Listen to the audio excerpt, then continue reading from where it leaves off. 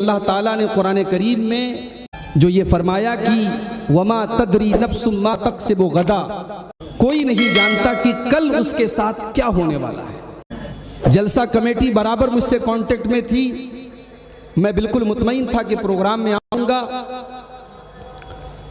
लेकिन प्रोग्राम से ठीक 3-4 दिन पहले मेरे साथ एक ऐसा हादसा होता है कि अगर मैं आपसे ये कहूं कि मौत को मैंने अपने बिल्कुल करीब देखा और अल्लाह ताला ने एक नई जिंदगी दी तो गलत नहीं होगा।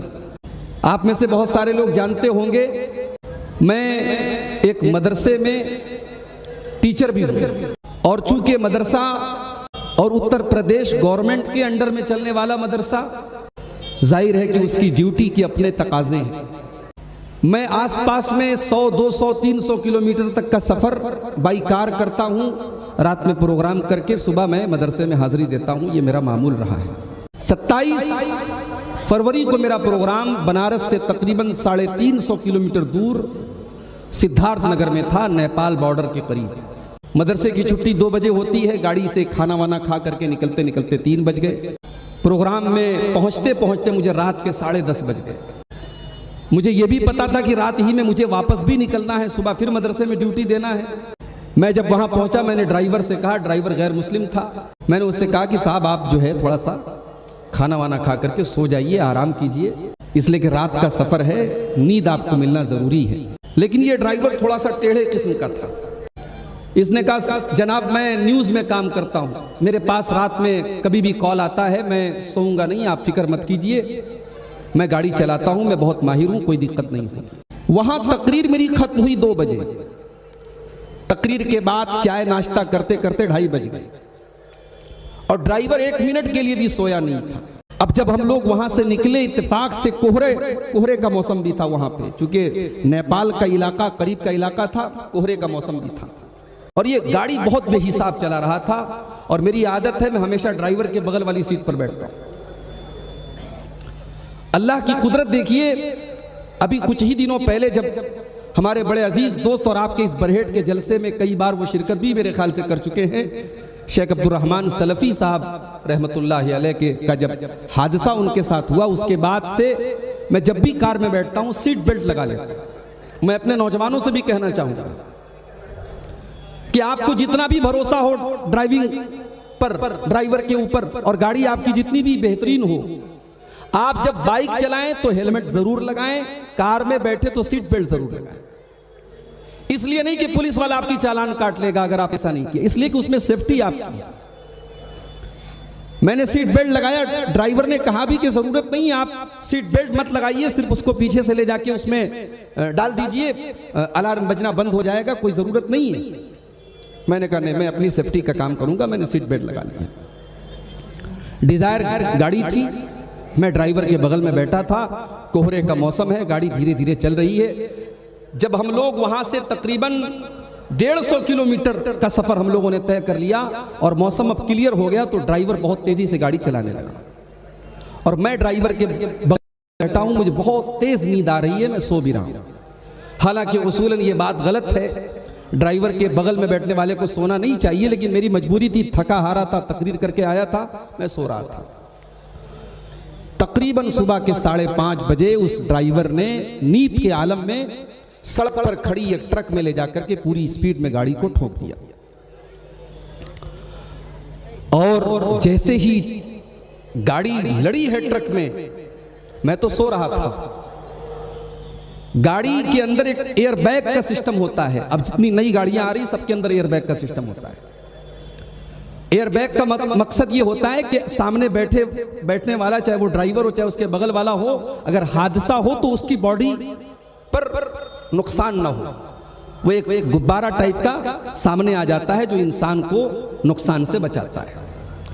मेरी नींद खुली, एक जोरदार धमाका हुआ और एक अजीब सी महक मेरी नाक में महसूस हुई, और मैंने देखा कि गाड़ी की ये हालत है।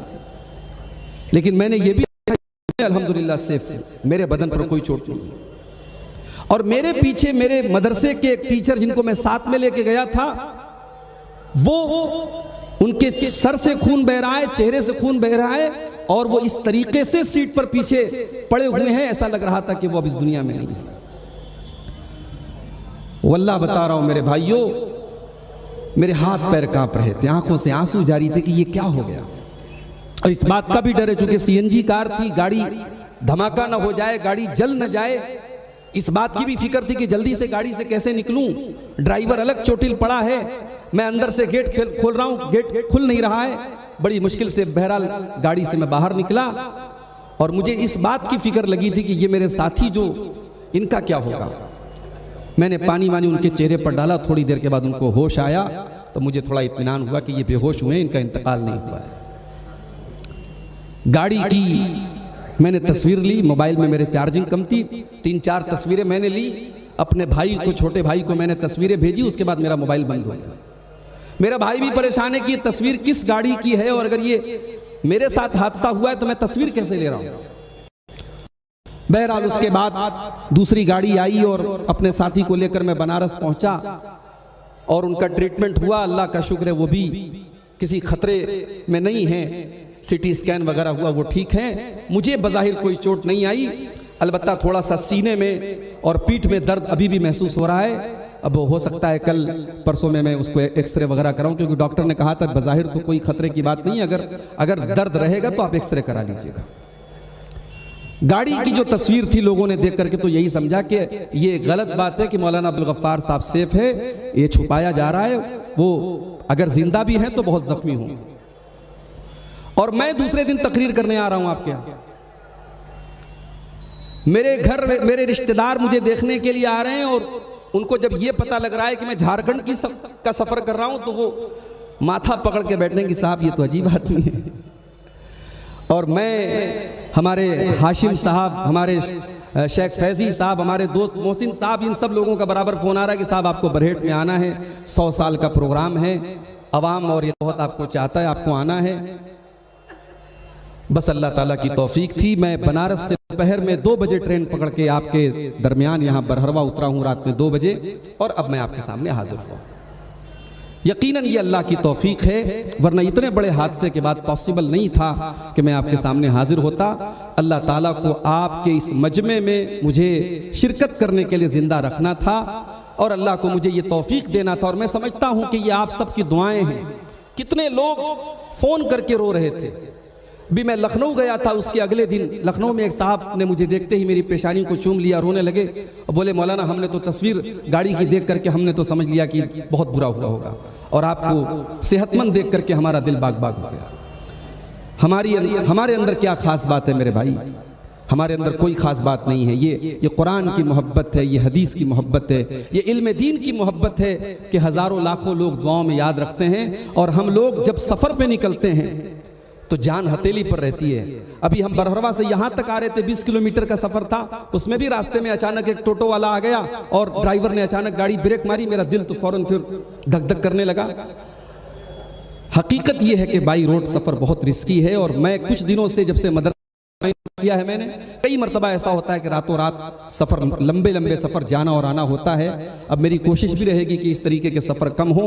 आइए अल्लाह से हम दुआ करें, अल्लाह ताला मेरी भी और तमाम जितने हमारे उलमा हैं, दुआत हैं जो दावत दीन का काम कर रहे, अल्लाह सबकी हिफाजत फरमाए। अभी आपने ये खबर भी सुनी होगी, बड़ी खुशखबरी है हम सब के लिए कि हमारी जमात के बड़े मशहूर खतीब मौलाना जर्जी सिराजी साहब, जो जिनको साजिश के तहत जेल में पहुंचाया गया था, अल्हम्दुलिल्लाह उनको भी हाई कोर्ट से ज़मानत मिल गई है और वो बाहर आ चुके हैं अल्हम्दुलिल्लाह। उम्मीद करते हैं कि दावत व तबलीग का जो काम वो करते थे वो इंशाअल्लाह फिर से जारी रखेंगे। अल्लाह ताला से दुआ कीजिए अल्लाह हमारे उलमा की हिफाजत करे और अल्लाह ताला वो तमाम उलमाए हक जो कुरान और सुन्नत की तबलीग कर रहे हैं, अल्लाह ताला उनको हर शर से, हर हादसे से, हर मुसीबत से उनको, उनके अहल व अयाल को महफूज रखे।